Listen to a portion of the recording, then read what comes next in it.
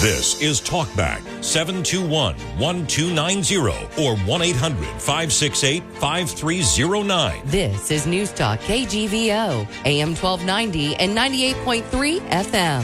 KGVO, Missoula's news and weather station. Hey, welcome, ladies and gentlemen. It's a brand new week of Talkback, and ready to close out the month of September already, September 30th. And Talkback this morning is brought to you by 123 Seamless Gutters, offering gutter installations, gutter guards, and more as we head into the fall. A good idea for that. Offering free estimates. Give them a call today, 406-240-2669, protecting the foundation of your future. Also brought to you by Harrington Surgical Supply, where their mission has always remained the same, and that's restore your confidence and comfort into your daily life. Y West Storage is out at the Y on Two Smokes Way. If you just moved into Missoula, need a place to store your stuff for a while, give them a call today, 406-510-0590, because at Y West they are making room for you. And by Phillips Janitorial, if you need your business and or your home cleaned professionally with your satisfaction guaranteed, no job is too big or small for Phillips Janitorial. 406-260-6617. The views and opinions expressed on Talkback are not those of the staff, management, or advertisers. And I'm still breathing hard and sweating from Saturday night's game against Eastern Washington. Good morning, Mr. Nick Christensen. How are you, sir? Good morning. Phew. Okay. I was at the game, so yeah, I'm still recovering. Oh, you were there? Yeah. Awesome. Oh, yeah. It was a lot of fun. So how's your voice? Are you still Oh, we're fine. All right. Well, we did pull it out at the end. It was, let's just say it was way too exciting than it needed to be. But yes. Anyway, but at least we won. So that's good to know. Hey, we are thrilled to have with us on the phone right now Troy Downing. He is the Montana Commissioner of Securities and Insurance, also running for Congress right now. And Troy, good morning and welcome, sir.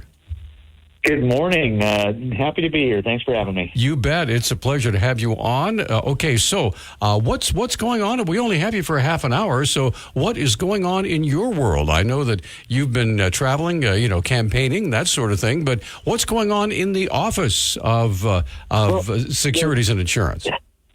There's so much going on, and one of the things that I'm pretty excited about is we want to make sure that Montana is open for innovation. And, as you mentioned, I regulate the insurance and securities industries. And the legislature passed last session a regulatory sandbox. And basically, to make it real simple, it's a place where people can try innovative insurance products that don't squarely fit within the regulatory framework. And so they can try things out there. And, we worked with the legislature on making sure that this was something that we could still do what we needed to do to protect consumers, but allow for innovation. And, I just signed the first, proposal for having something come through the program. So I'm really, really excited about that. It's a company doing some work in the workers' compensation area. And, it's just a neat opportunity because, it allows us to look at things differently. And, as a regulator, what you care about is, that the rates are, adequate and not unreasonable, and that they have the reserves to, pay their claims, and that they're not defrauding anybody. And so once you kind of get past those, well, what do we need to do to bring innovative product in? And so I'm just excited to see that, start to kick off, and hopefully there's more, new ideas on how to, change and improve the market. So I'm just pretty excited about that in the office. But other than that, we're still doing our thing. We just got reaccredited with the NAIC, so we passed all of our examinations, and they sent us a nice little trophy. So it's always nice to know that your team is doing what they're supposed to do. You bet. Now, one of the things you had just mentioned, and it seems like it would be a good laboratory, as you had mentioned, for people to be able to try new things, especially when you have the supervision of your agency looking over just to make sure everything remains the way it should be, and to ensure better success. Well, and, there's so much opportunity there, and not just on the insurance side, also, the future's coming whether you want it or not.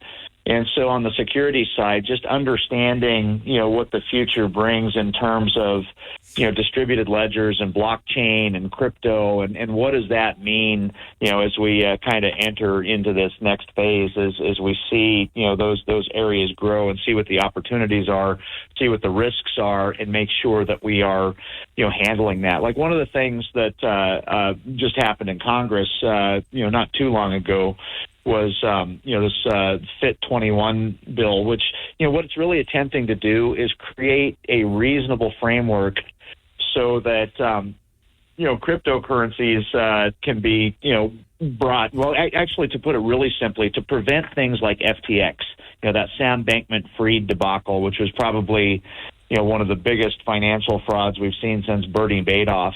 And, that was all domiciled off in the Bahamas because we didn't really have a framework. So, what can you do to bring, because that's going to happen no matter what. And it'd be better if that innovation was happening in the United States of America, because that is the United States of America. So how do you make it so that, these ideas like this exchange could happen here, but have the benefit of at least some regulatory sideboards to make sure that it's not crossing boundaries that could, defraud or harm consumers. And it's this fine line of allowing innovation and still protecting consumers, making sure that they know what they're doing. Yeah. And so I'm pretty excited about the opportunities as we move into the next century here. People definitely don't want their life savings as part of an experiment. But tell you what, we're up against a break. We're going to come right back. By the way, Troy Downing on the phone with us only for a half an hour today. So if you have a question or comment for our Commissioner of Securities and Insurance for the state of Montana, he's here to talk with you. That's why he's on the phone. 721-1290 is our number, 1-800-568-5309. We're coming right back after this time out, hopefully with your phone calls. Hard water. Dennis Bragg with your forecast. Temperatures warming from below freezing range in the valleys of western Montana, eventually reaching a high of 60 degrees, so quite a bit colder after the passage of that cold front Sunday. There's still a chance of frost and freezing temperatures Tuesday morning, especially in the higher valleys where morning lows will drop into the 20s. But sunshine will be warming, and it's back into the low 70s on Tuesday, and that's really the pattern for this week, with a mix of sun and clouds, daytime highs in the upper 60s to mid 70s, and lows in the mid to upper 30s. As veterans, we're no strangers to helping others. It's what we were taught, trained, and told to do. It could be for anything. Helping a friend move. Listening to a fellow veteran for hours, at any hour of the day. Or just simply making time for people. A neighbor, a loved one, or even a stranger. We're often the first to help others. There's no question about it. But we do have one question for the veterans listening. When was the last time you reached out for help? Perhaps it's time to do for yourself what you would do for others. If you or someone you know needs resources, whether it's for stress, finances, employment, or mental health, don't wait. Reach out. Find more information at va.gov/reach. That's va.gov/reach. Brought to you by the United States Department of Veterans Affairs and the Ad Council. Okay, welcome back to Talk Back. 721-1290 is our number, 1-800-568-5309. And as always happens whenever Troy Downing is on the phone with us, people want to visit with you because you're very approachable when you're here on Talk Back, and we appreciate that. Nancy is waiting to visit with you. Nancy, you're on with Troy Downing. What's your question, please? Well, good morning, Glory. Mr. Downing, I have some questions. No doubt you've heard that we had a Signal Peak rally here in Roundup at our city park this past Friday. It was a success. I would say between 300 and 400 people did show up in solidarity for our coal mine and our coal miners. Now, our mine, Signal Peak, pays about $211 million in taxes between Yellowstone and Muscle County. If the worst happens and the mine does get shut down next year for political reasons, is there any kind of safety net out there for us? Because we're going to lose the revenue, we're going to lose the tax base. I mean, where can we go if the worst happens? And thank you, sir. Thanks for the call, Nancy. Well, first of all, one of the things that I've been really vocal on is just, not just subsistence, but, that American dream really depends on reliable and affordable energy. And our traditional, fossil fuels, coal, gas, oil, that's exactly, what we need for the foreseeable future.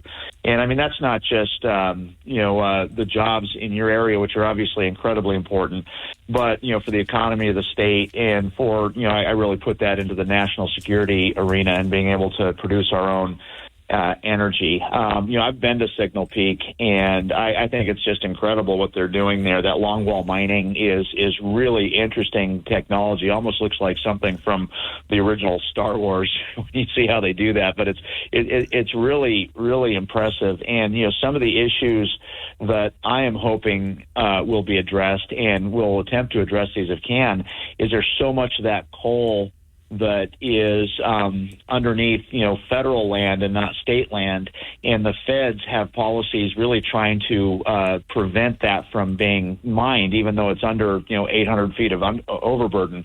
But if we can do a state swap or a land swap between those federal sections and state sections, and we can solve that problem right there and not lose access to those coal seams, which would essentially be forever if they have to go around those and isolate the coal that goes not just underneath those federal sections but beyond. And that's something that I'll continue fighting for, is finding solutions not only to make sure that our traditional energy sources are still viable in there, because I really do believe it's not just a local economic issue, it's a national security issue that we continue to have affordable, reliable energy. And I'll do everything I can to protect our miners, not just in Signal Peak, but across the state. I mean, obviously, we've had the big layoffs announced in Stillwater and everything else. I mean, this is the treasure state. We need to make sure that we are still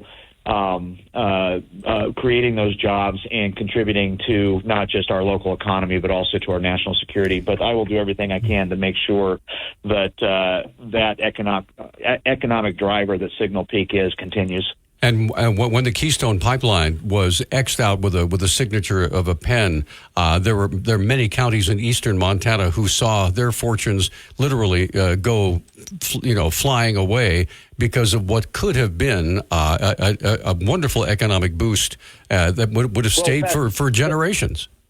That would have been meaningful. I mean, there are obviously temporary jobs, which were much bigger than more than the long-term jobs, but just the revenue for those counties that really could use that revenue. It was really disappointing that the Biden administration just completely X'd that, and from what I understand, the Canadians have basically withdrawn that. It really is disappointing because especially the counties that would have affected positively are now without that revenue, and it's really unfortunate. All right, we're up again. Well, let's get Jeff's call in before we take a break.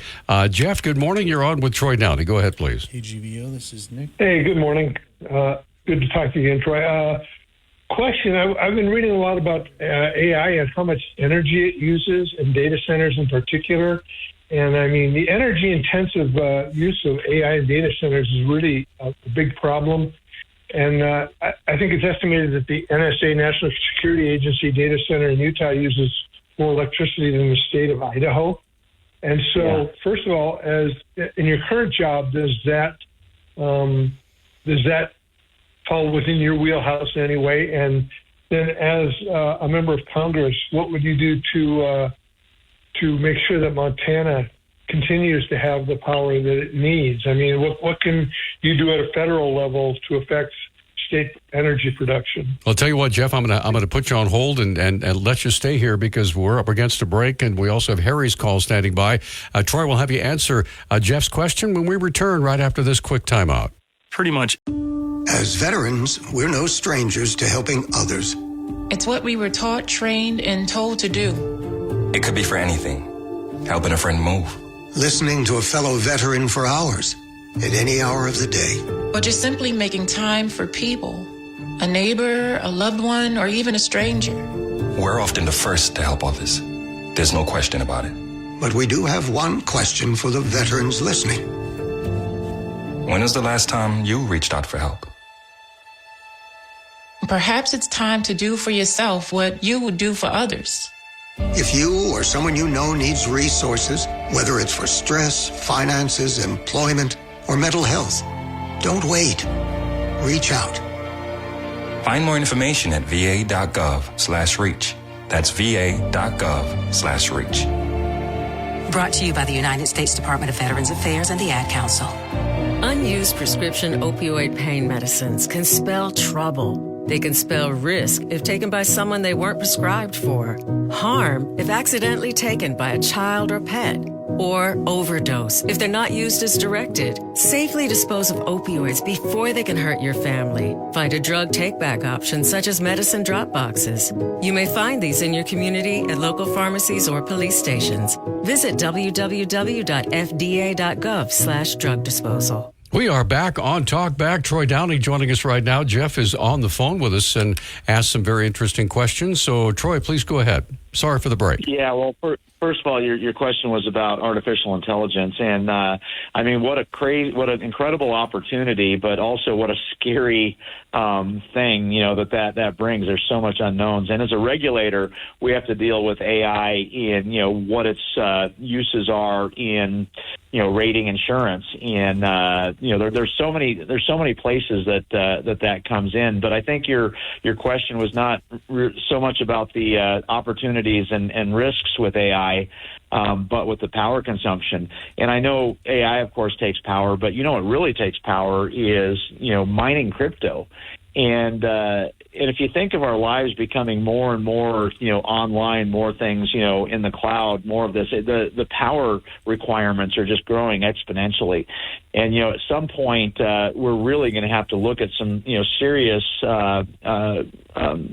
solutions at improving the grid, which is eventually going to, be overburdened with just dealing with all of these, cryptocurrencies, artificial intelligence, machine learning, big data. All this stuff is going to increasingly, create more and more demands for electricity. And moving into, the, next era, that's something that we really need to look at in how we're going to, not just produce that energy, but to transmit it, because we're going to get to the point where our grid is incapable of that growth. So these are things where we need to put our heads together and figure out what the solutions are. And they're not going to be simple solutions. They're not going to be cheap solutions, but they're going to be necessary solutions. Jeff, thanks for the call. All right, I believe Harry is up next. Harry, good morning. You're on Talk Back with Troy Downey. Go ahead, please. Yeah, this is Jerry. Oh, Jerry, okay. I'm sorry. My apologies. Go ahead, sir. That's okay. Thanks for your time. Sir, in your position now, or if you're elected to Congress, do you have anything to do or will have anything to do with the rates that we're paying? It's getting to the point now, I can afford my house and I can afford my car, but I can't afford the insurance that's mandated by law that I have to pay. And, can Congress get involved in that at all, or is that anything beyond your? So as a regulator, you basically, when you're looking at rates, there's two questions you have to ask: is one, is it adequate, and two, is it excessive? And we use actuaries to determine, based on historic losses and the costs of repairs or replacement, to come up with those numbers. And the first one, is it adequate, is just as important as the second one, because they need to have enough money in reserves to pay claims. Because obviously, if you drop a rate down to a point where it's really cheap, but then you have losses that the company can't pay, that's not a good situation. But what is driving that, and I think this is more of an answer to your question, what's driving that is not just increased risks that we've seen, especially with wildfires that we see in Montana and some areas, hailstorms, but mostly on the wildfire side. It's not just the increased risk, but it's the increased costs. And what people need to understand is that when you see inflation, when you see the cost of a stick of timber, an electrical outlet, roof shingles, you see everything going up. You see the cost of labor going up. The insurance company has to pay for a replacement, so they have to have adequate reserves to pay that replacement. So the simple answer is what Congress can do is fight complete lack of fiscal restraint, start fighting back of just printing money, putting money into the system that's not being worked for, and start counteracting inflation. If you counteract inflation, then things start to become more affordable, including replacement costs for houses. And as things become more affordable, then you can start to see easing in these rates. The unfortunate thing that people are seeing right now is your insurance rates are a lagging indicator of a inflationary period that we've been going through, and the fact that it's a lot more expensive to repair or replace a home than it was 10 years ago or even 5 years ago. And that's the big driver there. So the answer is yes, Congress can deal with that, but not so much as you would think on the rate side, but more on the inflation side. Jerry, thanks for the call. Now, I know you want, before we let you go, we only have for a few more minutes, you wanted to address CI 126. If you wouldn't mind, please, go ahead. Well, I mean, this is a confusing one. So this is a constitutional initiative that's going to be on the ballot, and I think there's some misleading information on what it does. It says that it's a way of voting without having to declare a party, but this is something very similar to what happened in Alaska. And when Alaska did their ranked choice voting, essentially they ended up with a Democrat representing a Republican state. And so what that's doing is it helps the minority party basically win in a majority district. And a lot of people don't understand exactly what that looked like. But what they have on the ballot with 126, it's a you pick four. The primary is independent of party. You just there's the top four vote getters, independent of party, make it onto the general. So you have a 4-vote general election. And I look at the race that I just did in eastern Montana. So if you look at the top four, it would have been obviously me, it would have been Denny Rehberg, it would have been Stacey Zinn, and it would have been John Driscoll, who's the Democrat. And if all four of those went on into the general, then arguably the 3 Republicans would have split the Republican vote, given a path for the Democrat to win. And I have to ask the question, is that truly a fair democratic process when you end up with a minority party candidate representing, a district that is heavily on the other side? And I mean, that goes either way. If you had a, strong Democrat district and you had a Republican winning in there, it's basically, it's a problem. And here's the real thing that people need to look at when they're, questioning this is, this has been a problem in Alaska, and they're doing everything they can to claw it back right now. So, I say, beware in, creating this kind of chaos when you go to the ballot box this November, because I think it could create the same chaos here in Montana that it did in Alaska. Well, Troy, I want to be faithful to our time, and we really appreciate you spending this half hour with us. Thank you.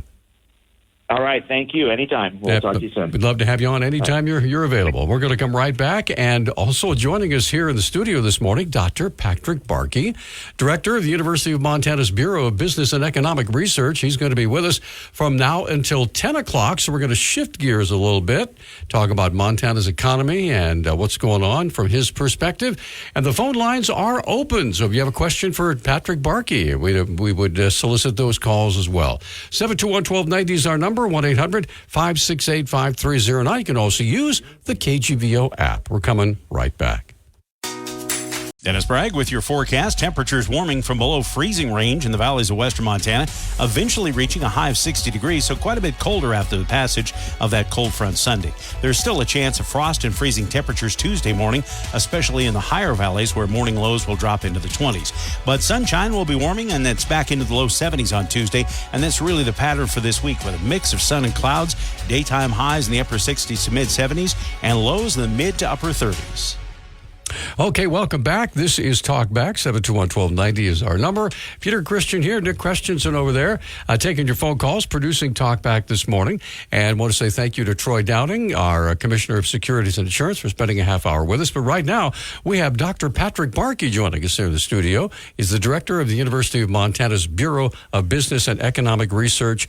And are we allowed to say that today is your swan song as far as being the director? That's right. I have 8 more working hours as director, and the new guy takes over tomorrow. So I'll be around. I'm going to be around at the Bureau until June as director of research. So it'll be a nice little transition. Wow. So what? How will things change for you? Obviously, are you going to be stepping back? Are you going to remain as a consultant, or what? I mean, no, I'm still part of the BBR. I mean, I'll be doing everything I'm doing right now. Are we still going to be hearing your voice on the Economic Minutes? I assume you will. Whoever's voice that is, maybe it's my brother. I'm not sure.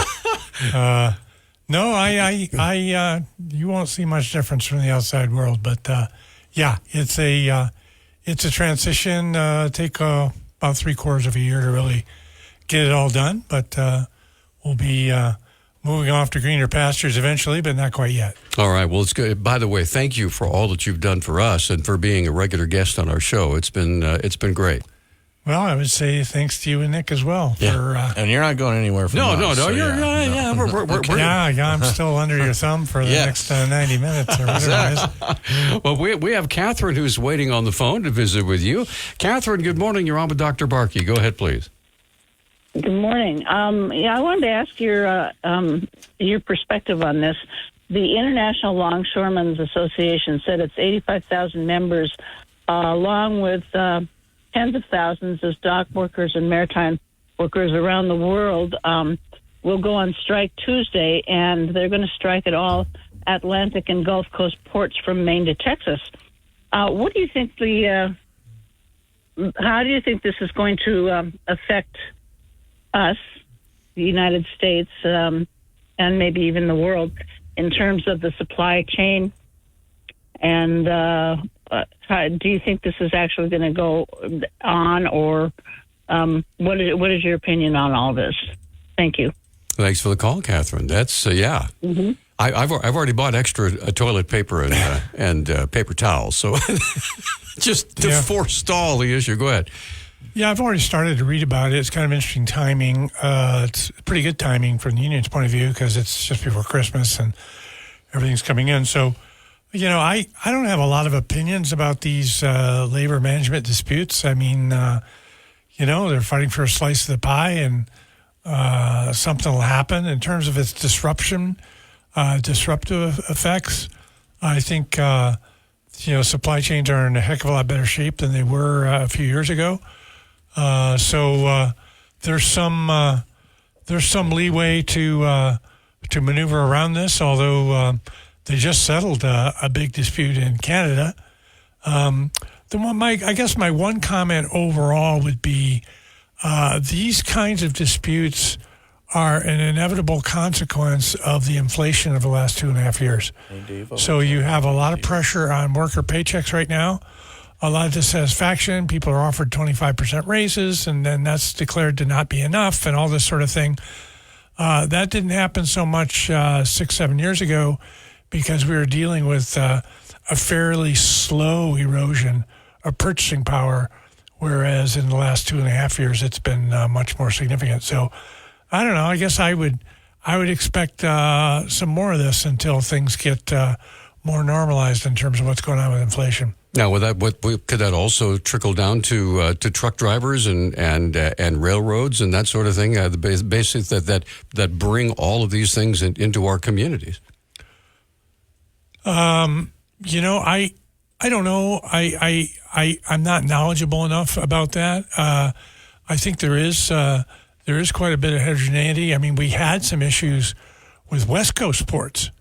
All right. And the movement was definitely towards East Coast ports because they were cheaper, even with the extra shipping going through the canal and whatnot. So, and there are some ports not unionized. It's not a perfect lockdown, shall we say, but I'm honestly not knowledgeable enough about the specific situation to know exactly what the hiccups are going to be. All right.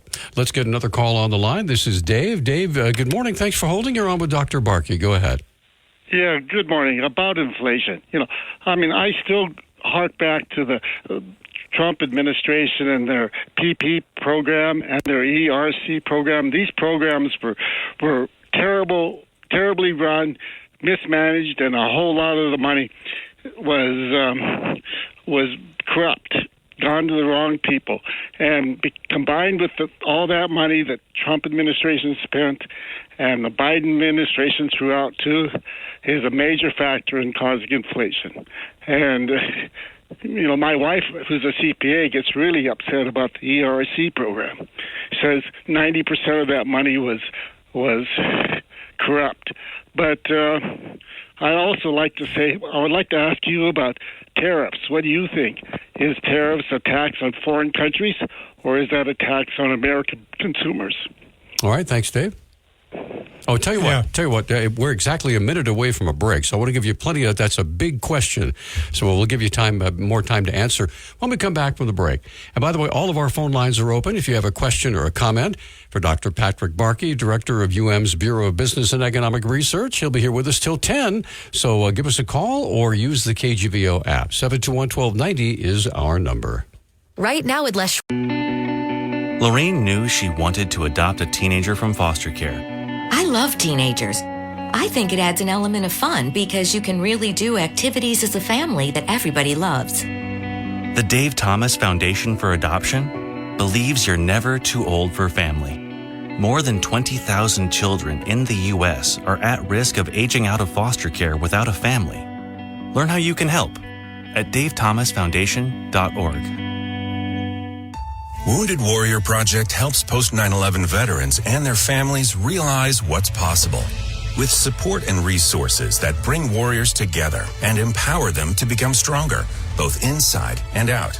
It's possible to begin healing, To get the help you need. to find peace. And as each warrior's needs evolve, so do we. Because these last 20 years are just the beginning. Learn more at woundedwarriorproject.org/possible. Okay, we are back on Talk Back and tariffs. I know, Dave, that's what we ended up with, Dave, but he had a few other things to talk about regarding President Trump and his policies when he was the president and how they're affecting us today. So your thoughts?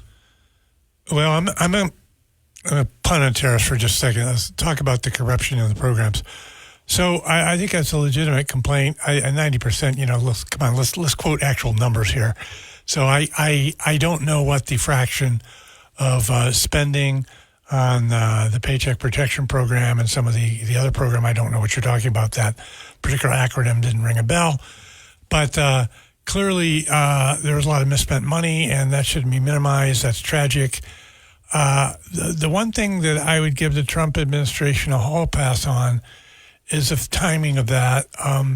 That was enacted right as, unemployment rates were shooting up and there was a big concern that there was going to be a long, painful recession. So the trade-off, which was a conscious trade-off, I think, was to do something fast that was inevitably going to be messy.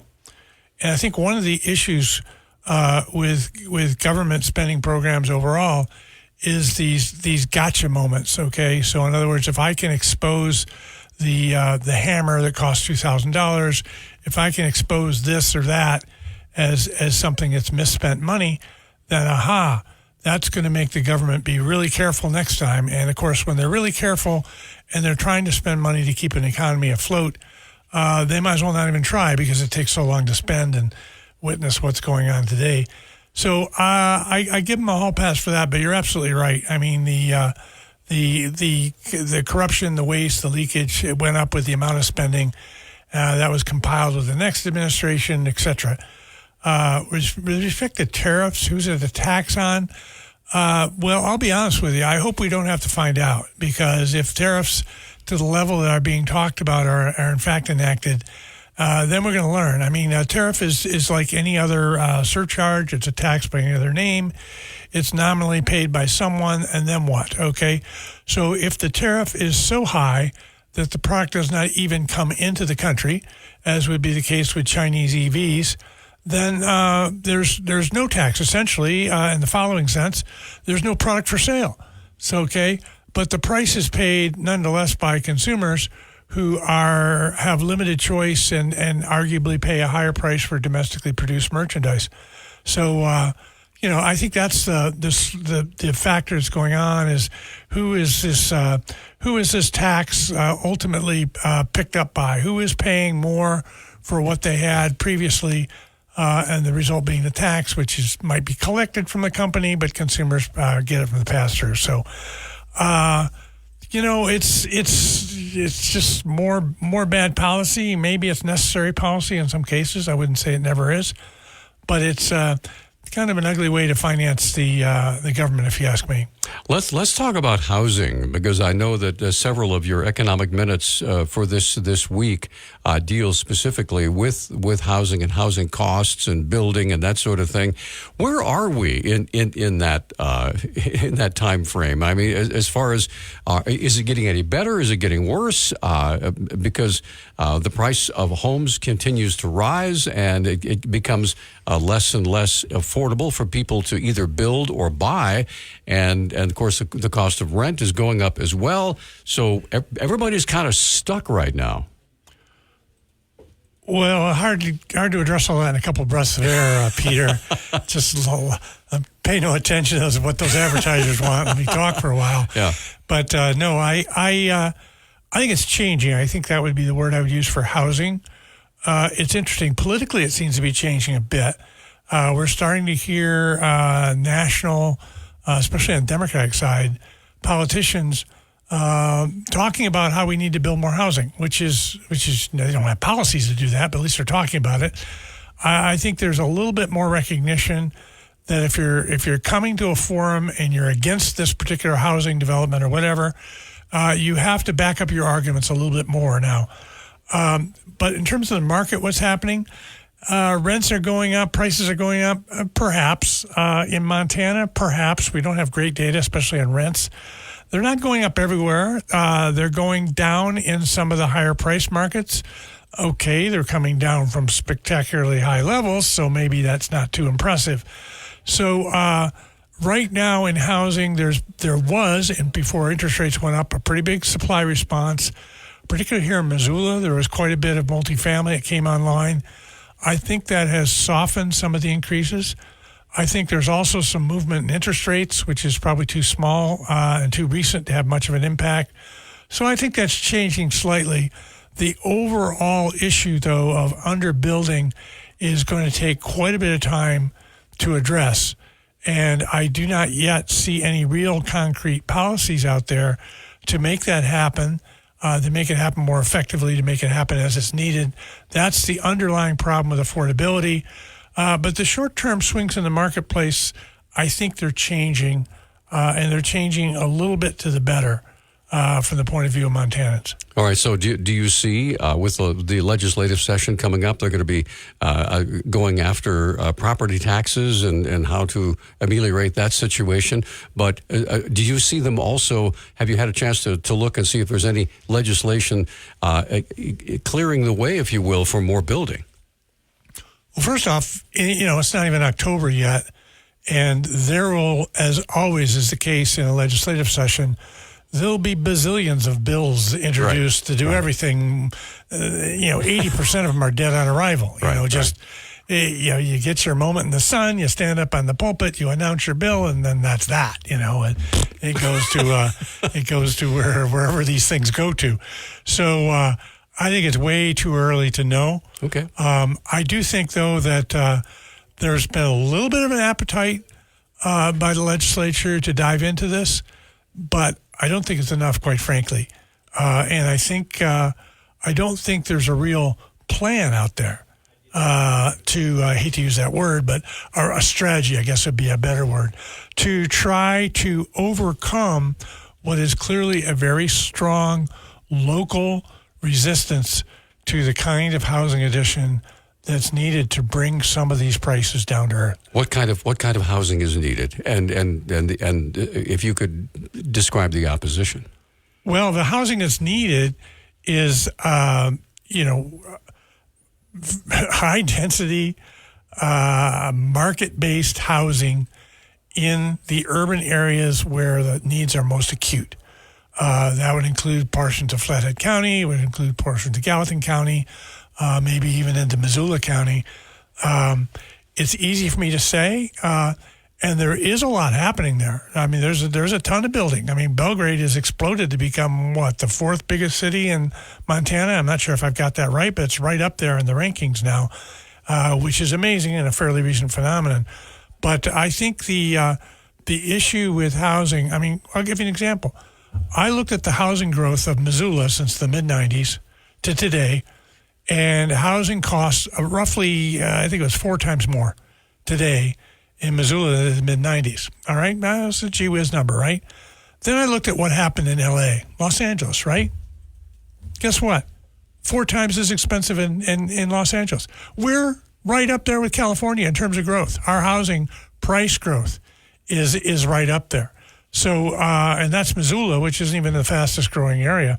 So, there's clearly something big that's got to happen to bring that down to earth, and we haven't seen it yet. We're going to come right back, and we have folks waiting. We have Rick and Dave both waiting to visit with you. Dr. Patrick Barkey is here with us in the studio, director of the University of Montana Bureau of Business and Economic Research. He'll be with us till 10, and we would love to have your phone calls right after this. We were thrilled to be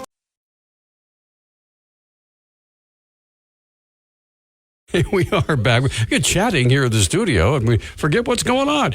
Dr. Patrick Barkey joining us here in the studio this morning, and phone calls are coming in, ladies and gentlemen. Nick is very busy answering your calls and getting you on the air with Dr. Patrick Barkey. So I believe Rick has been waiting the longest. Rick, good morning, sir. You're on with Dr. Barkey. Go ahead, please. Thank you. The Harris administration seems to like to bang the profiteering, price gouging deal with during our inflationary times, and that brings up the question about profit margins. Do you see companies having a larger profit margin now, or and what is a fair profit margin? And do you think that we've been taking advantage, or do you think it's just been the inflationary period we've been going through? And I'd like you to keep me on the phone. Okay, so you can hear. Gotcha. All right, well, thanks for the call. Go ahead. Yeah, that's a good comment. These questions are bandied about all the time. First off, I think there is, there has been at least for some industries, particularly wholesaling and food and so forth, some evidence of bigger margins. There was a long time where companies had no pricing power. Every time they tried to raise prices, consumers shifted to other products, and they had to retreat. We got into this inflationary environment, and there was clearly more pricing power that companies had, and they also had higher costs, so it wasn't all wine and roses for the companies. So, and that is that coming back down? I don't know. I think so, but I'm not in the trenches with that.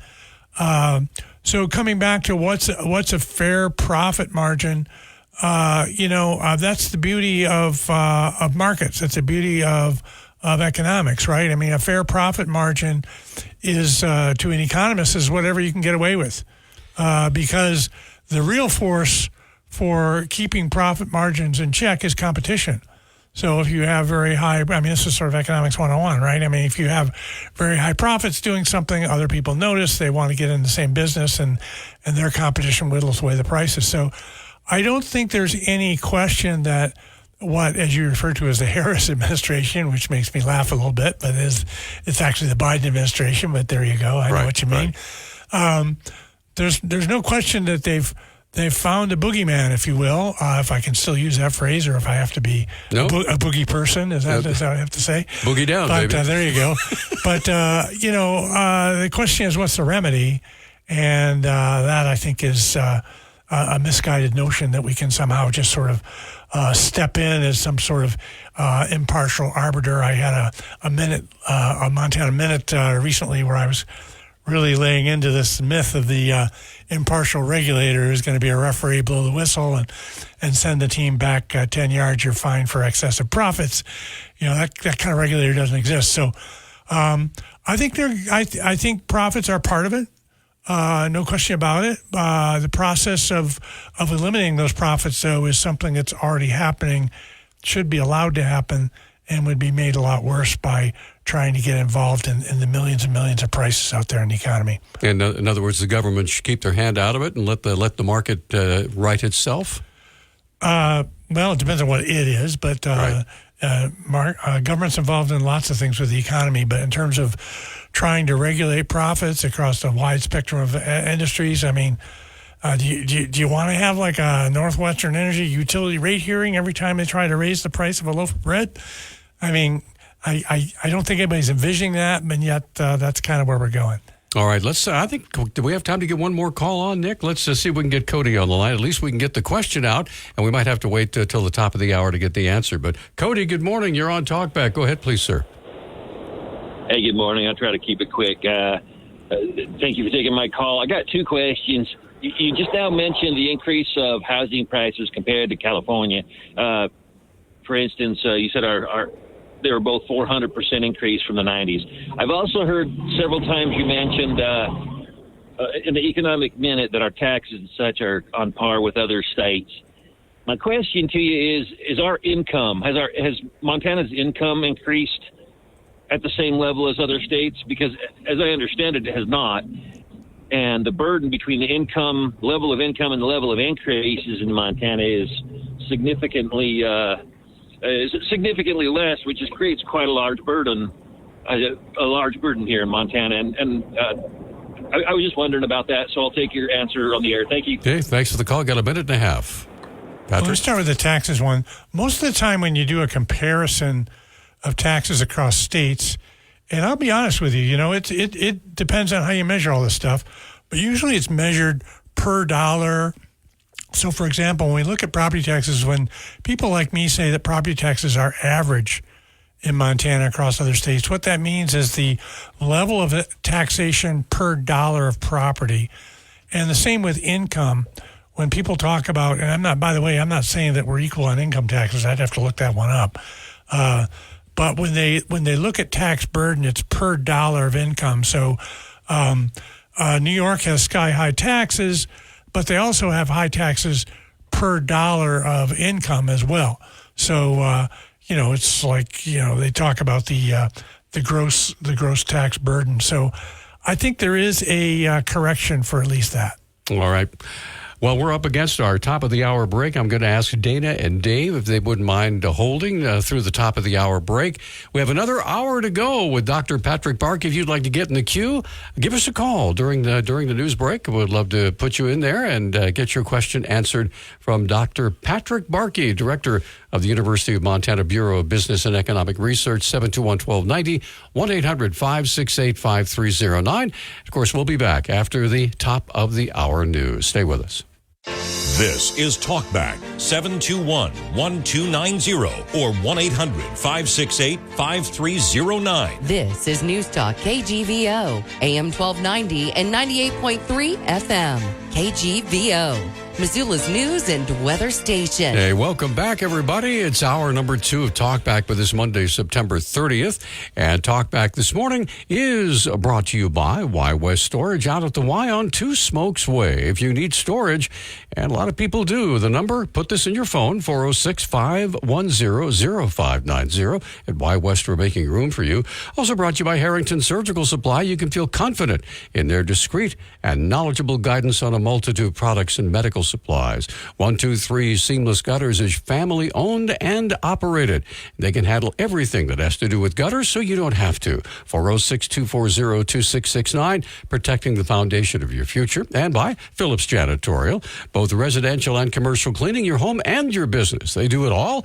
No job too big or small for them. For Phillips, call 406-260-6617. The views and opinions expressed on Talkback are not those of the staff, management, or advertisers. Okay, we are back. This is Talkback. I'm Peter Christian. That is Mr. Nick Christensen over there taking your phone calls and producing Talkback every day. And we have in the studio with us Dr. Patrick Barkey. For the last day, the full-time director of the University of Montana's Bureau of Business and Economic Research. But you're still hanging around for all sorts of reasons because you're still there. Yeah, I'm busy. I was saying to Nick, I have a stack of deadlines in my office as long as my arm, so they're not going away, and I'll still be engaged 100% in research as I always have been. Sounds good. All right, let's get folks on the line. I've been waiting throughout the break. Dana, good morning. Thanks for holding. You're on with Dr. Barkey. Go ahead.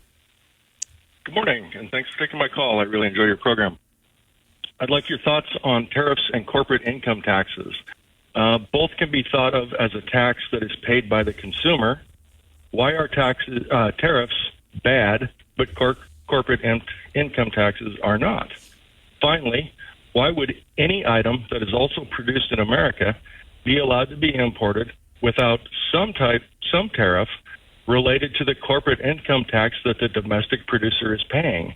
That the domestic producer pays a tax that the foreign producer doesn't in terms of the U.S. government. Thank you. All right. Interesting questions. Thanks, Cody. Yeah. Let's see how to get started on that. I do want to say before I get to your question, I wanted to answer really briefly the fact that previous caller mentioned something about income in Montana being low, and I just wanted to comment that is indeed true. But income growth here has been pretty strong.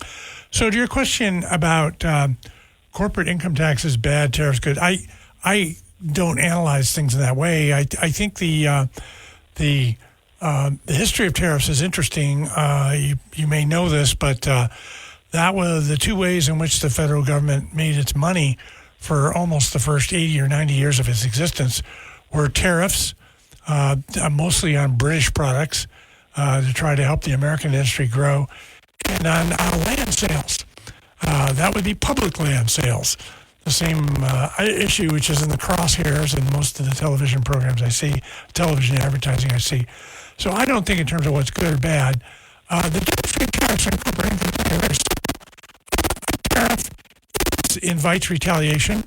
A tariff is a tax on a finished product that comes in the shore. It's a selective sales tax, if you will, on a product, and I think it potentially sets up an entire round after round of retaliatory tariffs by other countries, which are, of course, outside your control. We don't pass the laws that other countries pass. Corporate income taxes is a tax on income of corporations.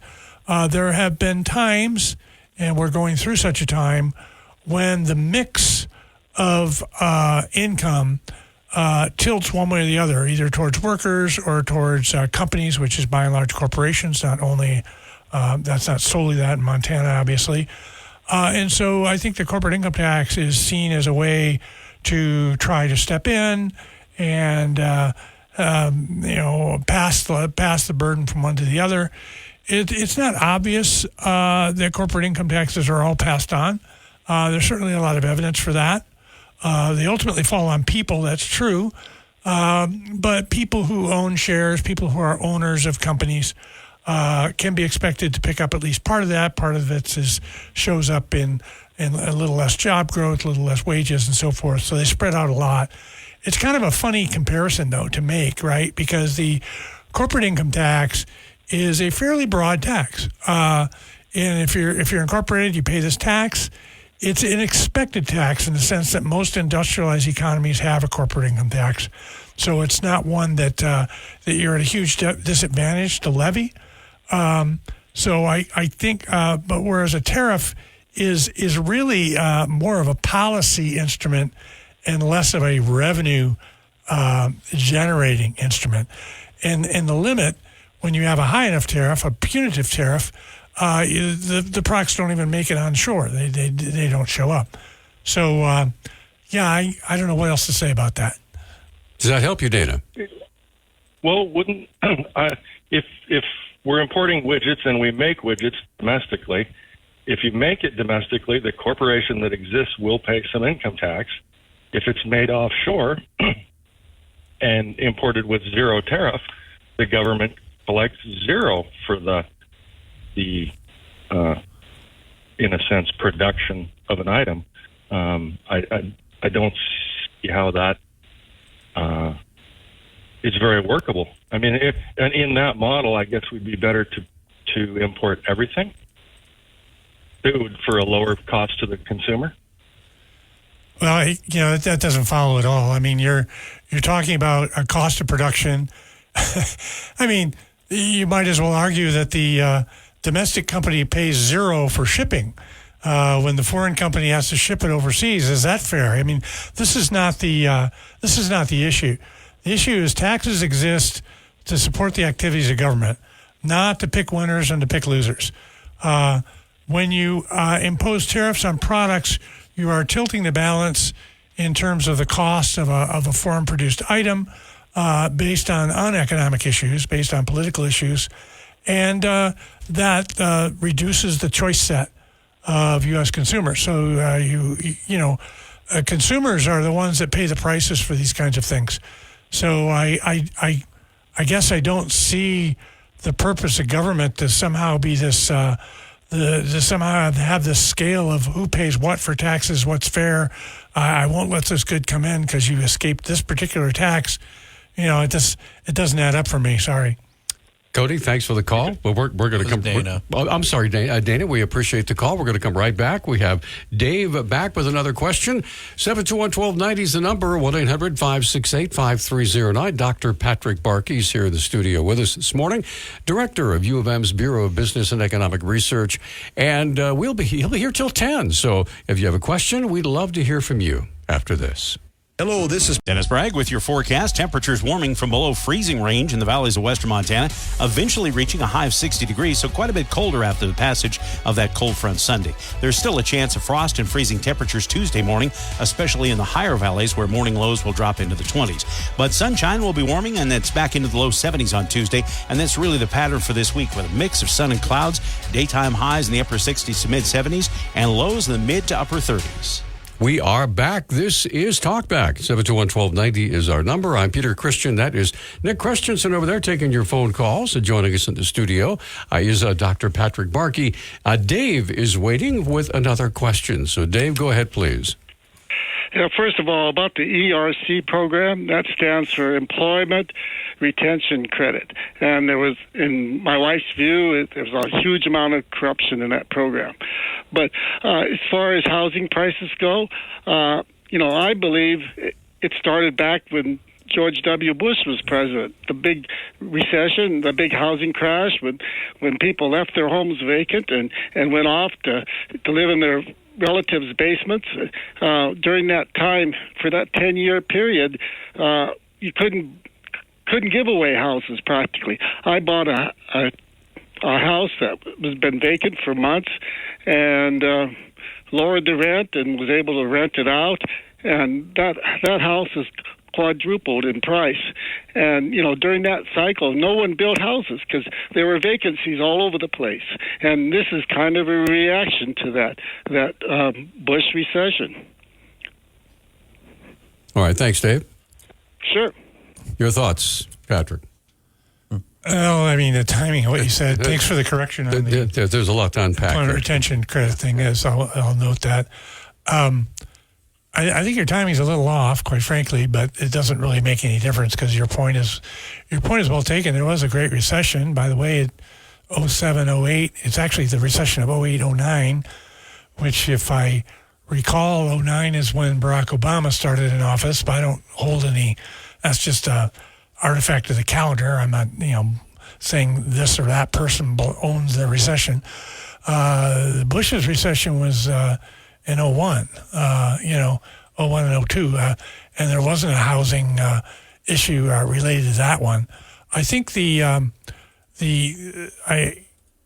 I think history bears out the fact that the Great Recession of 08-09, regardless of who was in president at that time, that recession was a financial recession. The impact on housing was not from overbuilding. It was from credit constriction, okay? So, no, you couldn't get a loan anymore. So the fact that the credit was so tight led to a complete collapse of home sales because people couldn't finance anything. Didn't make any difference what interest rates they were. People could not get credit. So I think that was the issue. But I think the historical perspective, because it's now been, 14 years at least since that event, is pretty clear that was only an interruption, not a turning point of any kind in the trend in unaffordability caused by underbuilding that existed before the Great Recession and resumed shortly thereafter, particularly in markets outside Montana. We didn't start to get our big increase in housing until the latter half of the last decade. So the interruption was longer in Montana, but it was nothing more than an interruption. The push-up in prices is not attributable to any recession. It's attributable to the underbuilding of homes of all types in most of the communities, especially those that have faster growth.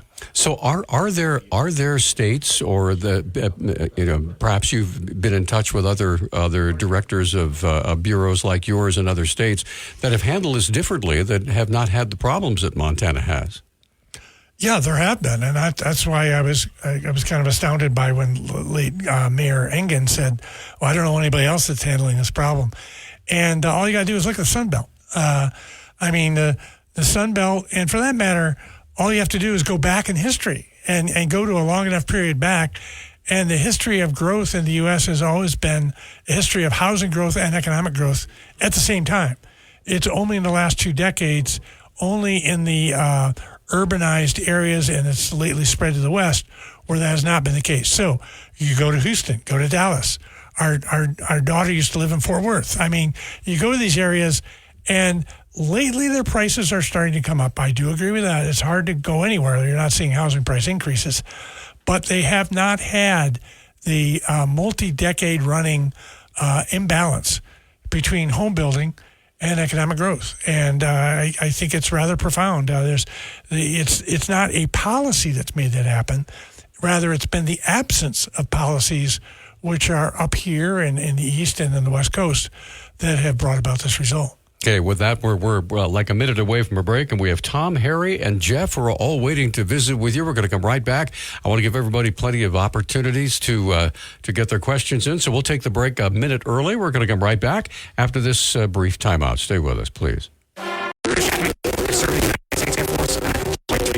So 2017, I was serving as an Air Force First Sergeant. Our motto in that role is, "My job is people, everyone is my business." But unfortunately, in that year, I would lose my own brother, Lance Corporal Adam Jackamek, to suicide.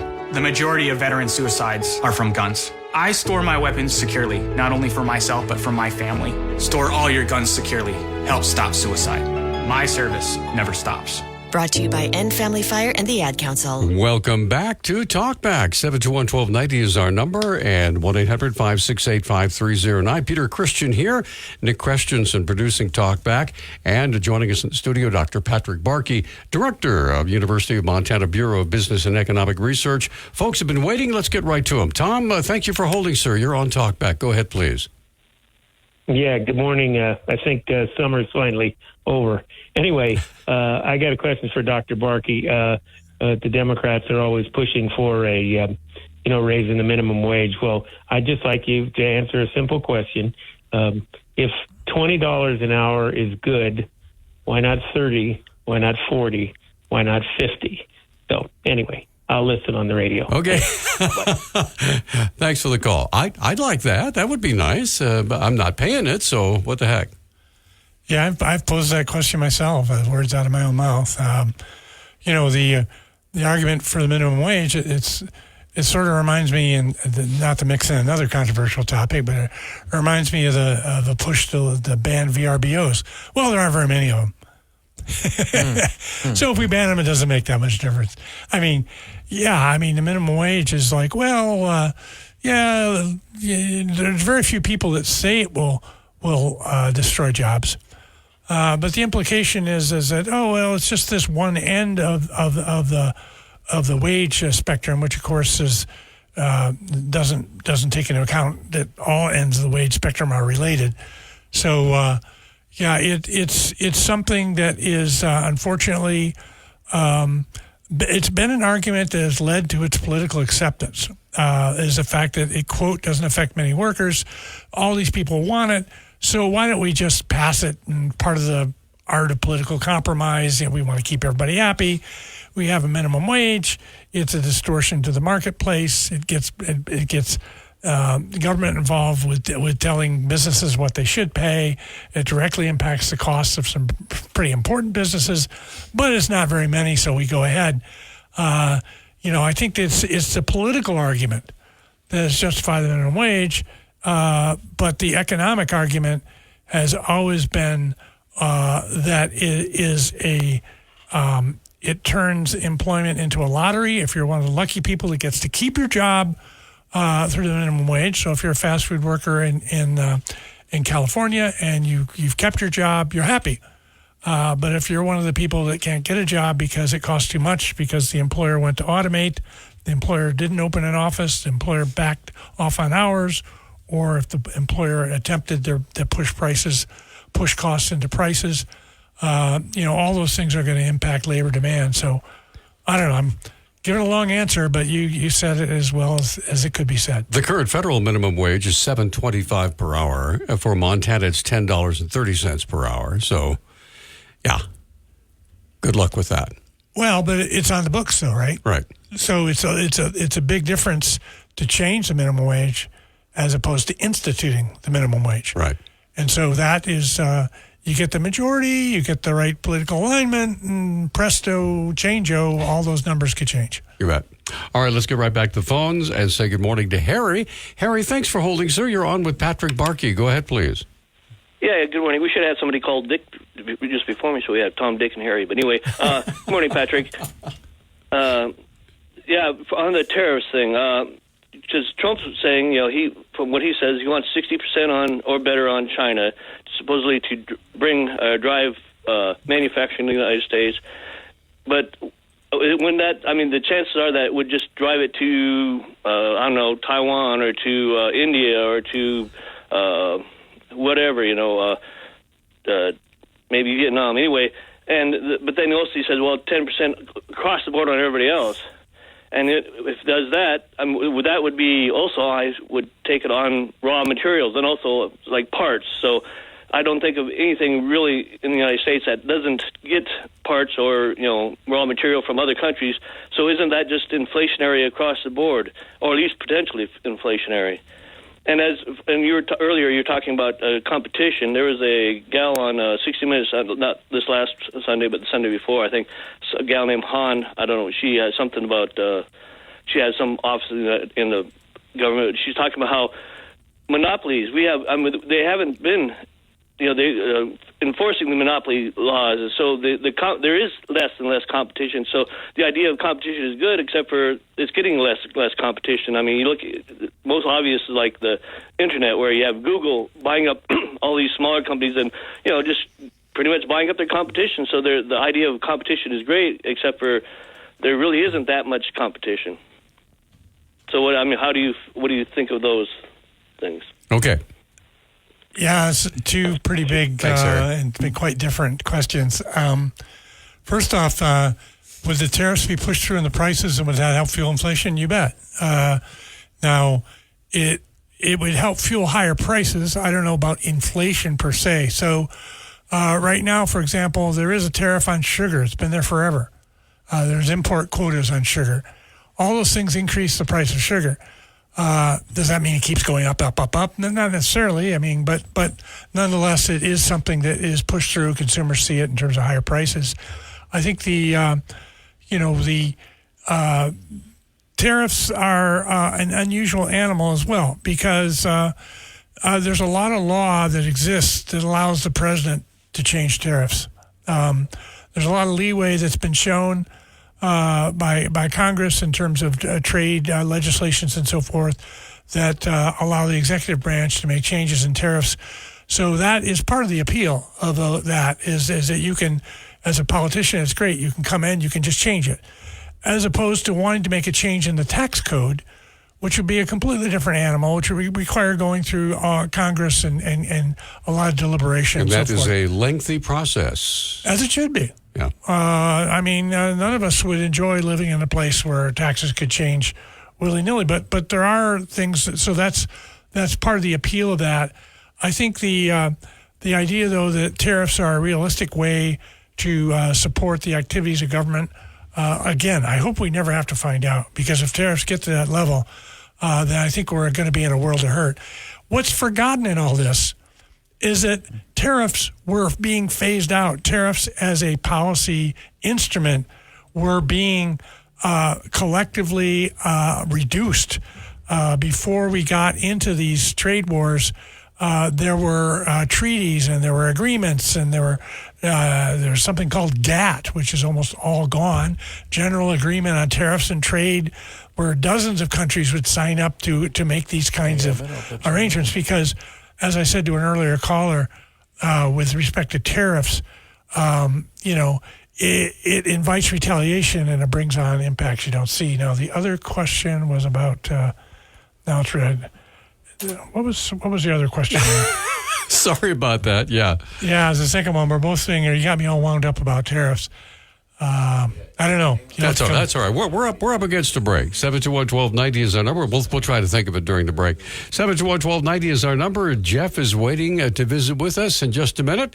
And we have all of our other phone lines open at 721-1290 or 1-800-568-5309. Our guest in the studio, Dr. Patrick Barkey, Director of Bureau of Business and Economic Research. We're coming right back. Today on Hey Culligan. My name is Teresa Barber. I was in the United States Navy, and I served overseas in the Middle East and Africa. Early on in my career, I had a commander that taught our suicide prevention training, and the very next day, he took his own life.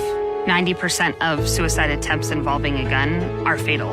My way of continuing my service is to help protect my community by being a responsible gun owner and by storing firearms safely. Store all your guns securely. Help stop suicide. Brought to you by End Family Fire and the Ad Council. Unused prescription opioid pain medicines can spell trouble. They can spell risk if taken by someone they weren't prescribed for, harm if accidentally taken by a child or pet, or overdose if they're not used as directed. Safely dispose of opioids before they can hurt your family. Find a drug take-back option such as medicine drop boxes. You may find these in your community at local pharmacies or police stations. Visit www.fda.gov/drug disposal. Okay, welcome back. This is Talkback. 721-1290 is our number. Good to have you along this morning. We appreciate it. Our guest here in the studio, Dr. Patrick Barkey, Director of UM's Bureau of Business and Economic Research, his last full day as the official director, but he's going to be staying with BBER and doing other stuff. But we really want to say thank you for being with us on all these times and doing the Business and Economic Minute. So it's something I look forward to every day, is hearing your Business and Economic Minute. So anyway, let's get Jeff on the line. Jeff, good morning, sir. You are on Talkback. What's up? Hey, good morning again, Dr. Barkey. I want to echo that. I think you're something of a state treasure, and the Montana Economic Minute is something I look forward to pretty faithfully every day. So I'm glad to hear that's not going away. And as I listen to it, I noticed over the last couple of months, not that you are ever strident in any way, but you seem to kind of become a bit more strident about building permitting and building zoning. And if I could kind of make an analogy, an imperfect analogy, 15 years ago, we were talking about energy independence, and political figures would say, drill, baby, drill. And folks would say, you can't drill your way into energy independence. And well, it turned out we could. And so it almost seems like that's kind of what you're advocating, is a build baby build kind of thing. And I'd like to know if that's true. But as a kind of an adjunct to that, too, earlier you mentioned that housing prices are 4 times what they used to be, and that kind of corresponds to California, LA area. But one of the things that I've heard discussed, too, is the fact that, growing up, the house I lived in was 1,200 square feet. And there were 9 of us in that house at one time. And now, a 2,400 square foot house, it seems very small to a family of 4. And so how much of that price increase is due to larger size or maybe zoning restrictions or maybe something else? So I think those are 2 related questions. Can we build our way out of this, and what does housing size have to do with it? Good questions. Thanks, Jeff. So, yeah, you're absolutely right. And when you look at something like the Consumer Price Index, which is not what I was referring to, by the way, they try to do a correction for quality. So, for example, when you buy a new car today, it has all the stuff that's required. I mean, and some of it just has, right? Anti-lock brakes and radar and cameras and airbags and all kinds of things. And if you compare a car today to a car from the mid-'80s or something, it's a different animal, right? And the Bureau of Labor Statistics tries to correct that for quality. There is no correction for that, not just housing quality, but type of house. If you buy a house today, it's a different animal than the house you had earlier. But there is a durability to housing. And when I talk about housing, I'm talking about all housing. So all houses last on average 80, 90 years, okay? So if I'm comparing the house today to the house of 1990 and what it cost in 1995, a lot of those are the exact same houses. So I agree that larger houses are the trend, et cetera. But I'm not talking about the new house that's just being built, just got done, and by the way, it costs 4 times as much. I'm talking about the value of all houses. So I think that has a little bit more of a relevance. And it doesn't totally correct for what you're talking about, by the way, and what I quoted did not correct for that. So I think that's certainly the case. In terms of build, baby, build, I don't know what the phrase is that rolls off the mouth, but all I would say is that if you are addressing housing affordability and you're not building more, you're not gonna solve the problem. All right, it's just pure and simple, and the problem exists most acutely in those areas which are not building. All right, so those areas are shutting off opportunity that new people who live there might bring with them. They're locking in the housing wealth of the people who do live there. There's all kinds of other things we're doing by not building, but you're not solving housing affordability. All right. Thanks for the call. I believe we have... go ahead, Nick, please. We had the second part of Harry's question. It was about monopolies and competition. Oh yeah, that was a good observation. There is some clearly some truth to the fact that when you look at the market concentration, or you look to measures of how markets have evolved, we have evolved. I wouldn't say monopolies, but we've evolved into more of an economy of larger size companies, and that is at least an argument for saying that the regulators haven't been doing their jobs. They haven't stopped the Googles from forming and so forth. But the flip side to this is what has it meant to consumers? Because the job of the government in breaking up monopolies is not because they don't like monopolies, we want to break them up. They're breaking up monopolies because it's thought, when the Sherman Act was passed in 1890, that companies of large size were able to successfully support higher prices and more harm to consumers than would those same markets have been turned over to many, many different firms competing with each other. But the evidence of something like a Google is more mixed in terms of what it has meant. I mean, part of what has made Google a monopoly is the fact that we all choose it. It's not that some other company can't go in. It's not the only search engine out there. It's not the only search engine out there. And the fact that everyone uses it has actually been, and I'm not saying it's all benefit the consumers. I mean, clearly that company has a lot of market power, and clearly there have been some excesses carried out by that company.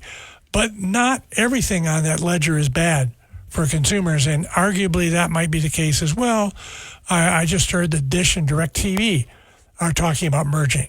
All right. Now, boy, that sounds bad, except for one of those companies was probably going to fail anyway because they're losing money. And so who's buying out whom? Yeah, that's a good question. I'm not sure, and I don't know the details. So, but that's a good observation, and I will say that is something that we always need to be vigilant about. And it's just because I'm here waving my hand saying it's good that we all like Google. I'm not sure it's all good, but you've definitely. I think your observation is correct. We're more of a bigger business economy than we were even 20, 30 years ago. Even if you're using a different search engine, you're still saying, I'm going to Google that. I mean, it's become a part of our lexicon. So anyway, we're going to come right back. 721-1290 is our number. Emmett is waiting to visit with you. Several other phone lines open. If you have a question or comment for Dr. Barkey, he'll be with us for another 18 minutes or so. The number is 721-1290. We're coming right back after this. As veterans, we're no strangers to helping others. It's what we were taught, trained, and told to do. It could be for anything. Helping a friend move. Listening to a fellow veteran for hours, at any hour of the day. Or just simply making time for people. A neighbor, a loved one, or even a stranger. We're often the first to help others. There's no question about it. But we do have one question for the veterans listening. When was the last time you reached out for help? Perhaps it's time to do for yourself what you would do for others. If you or someone you know needs resources, whether it's for stress, finances, employment, or mental health, don't wait. Reach out. Find more information at va.gov/reach. That's va.gov/reach. Brought to you by the United States Department of Veterans Affairs and the Ad Council. This is your captain. We are going to be experiencing some slight turbulence. Please fasten your... Oh, hold on. Just got a video of my cat. Imagine the pilot of an airplane was as confident as you are texting and driving. Seems kind of crazy when you put it like that. Visit StopTextStopWrecks.org. A message brought to you by the National Highway Traffic Safety Administration, Project Yellow Light, and the Ad Council. Okay, welcome back to Talkback, 721-1290. That's our number. And, okay, we're getting some clarifications now. Now, Nick, you just found out that what the DirecTV is buying Dish. Is that correct? I believe that's what they said. Okay. Yeah. That's the opposite of what you said. Okay. I can't remember what you said at first, but yeah. Well, basically, I'm not sure what I said, to be honest with you. Let's go back. Someone's buying someone. Yes.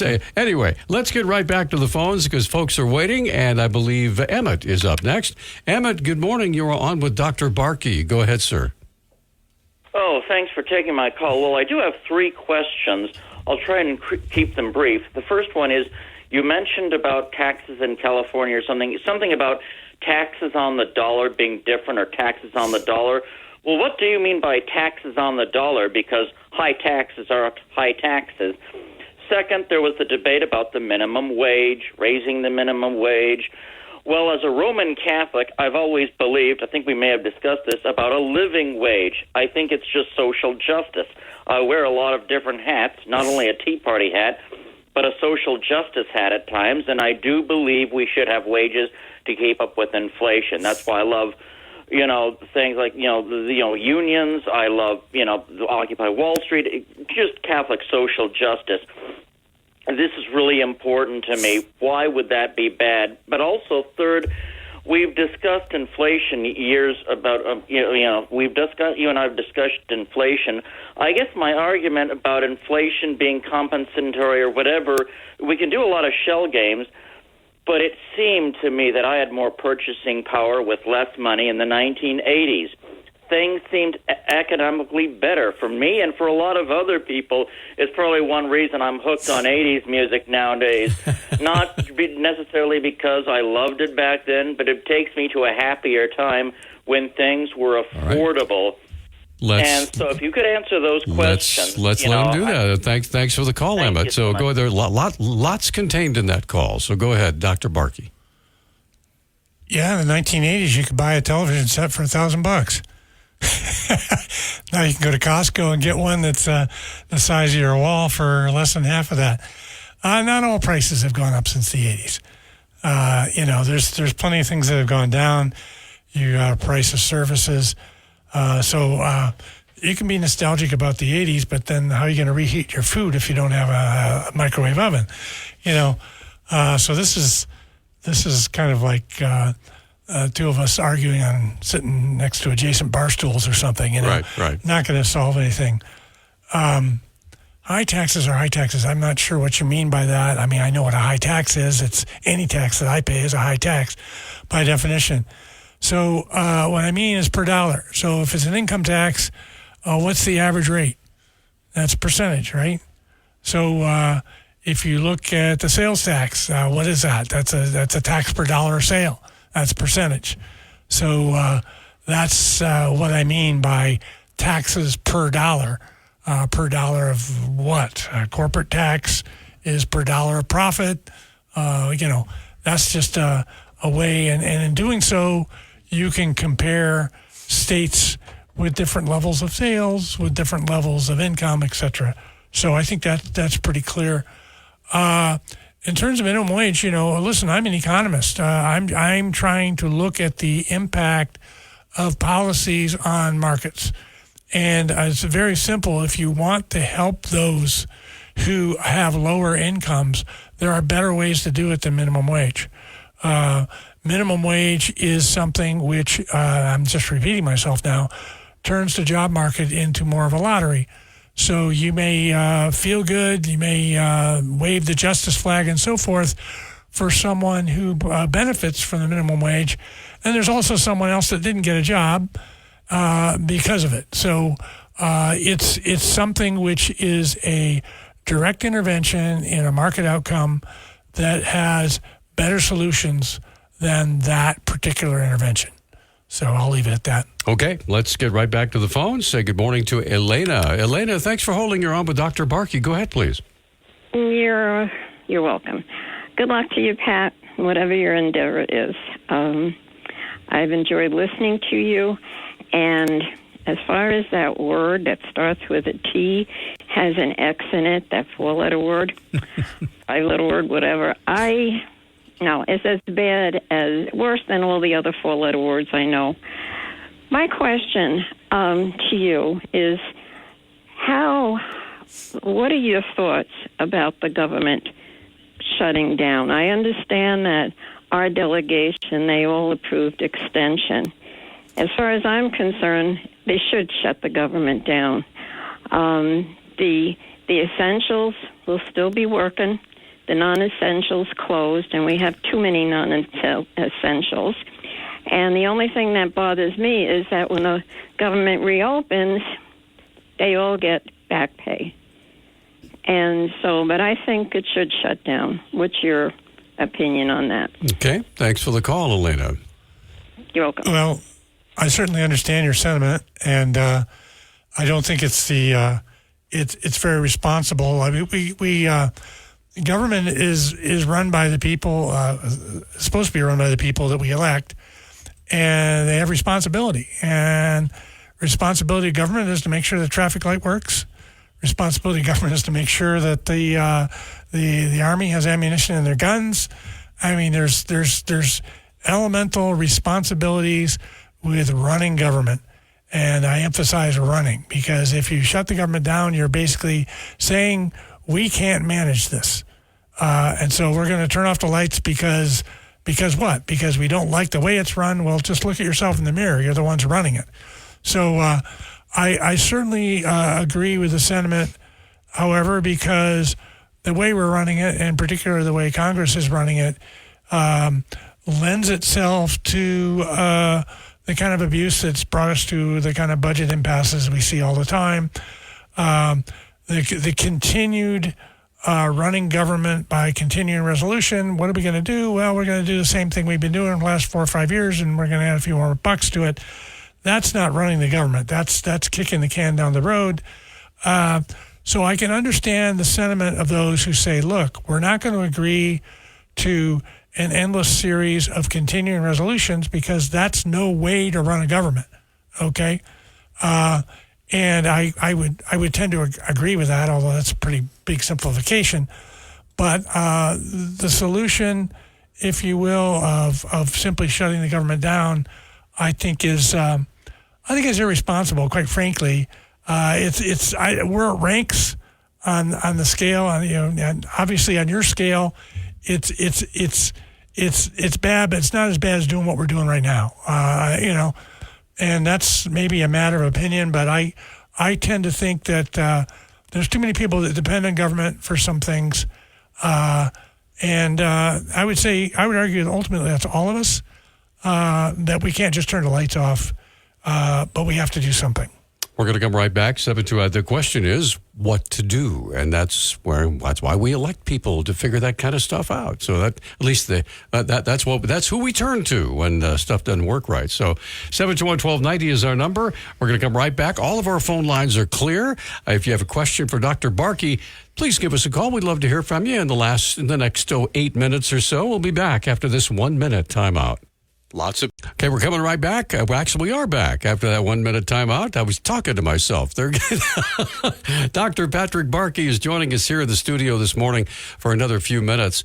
And in the absence of callers, are there any of the questions that you've had this morning that you would like to elaborate on some of your answers? Some things you've had a chance to think over. Well, I think one of the things that's rarely asked is what's going on with the economy. And what's going on with stock markets, what's going on with Montana employment. I think one of the things that people may be aware of, and that is that the big blowout of tax revenues that showed up in Helena and produced all of our tax rebates and so forth has pretty much run its course. I think that's not going to surprise people, and yet it will be an adjustment. I think there's been some blows to some individual industries. The wood products industry in particular has been one that has suffered a great deal. I think there's been some very important developments happening in commodities. One of the big events that's occurred, unfortunately, has been a negative event, and that is the layoff of 700 miners at Siboney-Stillwater in south central Montana, which is a enormous hit, not only to those workers but to the community. And really should wake us up to the fact that commodity markets can make you rich and they can make you poor. And right now with palladium prices, although they're starting to recover, they were $2,500 an ounce. They fell to $700. That's kind of a hard model to handle. So that's a big event. I think, on the ag economy, the tourism economy, the tech economy, certainly we've talked a lot about a lot of things that affect all of us as consumers, but in terms of what's generating the wealth in Montana, it's important to keep your eye on those trends. If you wouldn't mind, because I was asked to ask you specifically about the timber industry and what's going on in Montana. As we look ahead, what can we expect? I mean, with the mills shutting down and people looking for other employment, what's going to be happening to all the marketable timber that's in our forests? Yeah, and there's some more knowledgeable people you could get on here that could talk about that exactly, because but clearly we've lost some processing ability, especially Roseburg was really a destination for all kinds of residue, and what it does basically is it makes the management of forest land, it turns it from a potential revenue generator, something which pays its own way, if we could get through the litigation and so forth to actually do it. Something that is a win-win to something that now turns into more of a burden. So it's clearly it's changed the equation. It's difficult to see a way out of that at the moment, other than the fact that the more recognition there is of that, perhaps the less we'll take those kinds of activities for granted. and the more that we'll try to support the ones that we have are remaining. But it's a big challenge going forward. And there is the danger of all that standing timber. Much of it, I talked to a gentleman who was out hiking, and he said the big blow that occurred in July also did a number on the forests in the Bitterroot, and many of those trees have fallen, and they're laying all over the trails, and they're drying out, and they could be a fire hazard. So, well, it's, nature has done that for centuries, before we came along, but now we have all those structures that are in harm's way. So clearly that's something we worry about.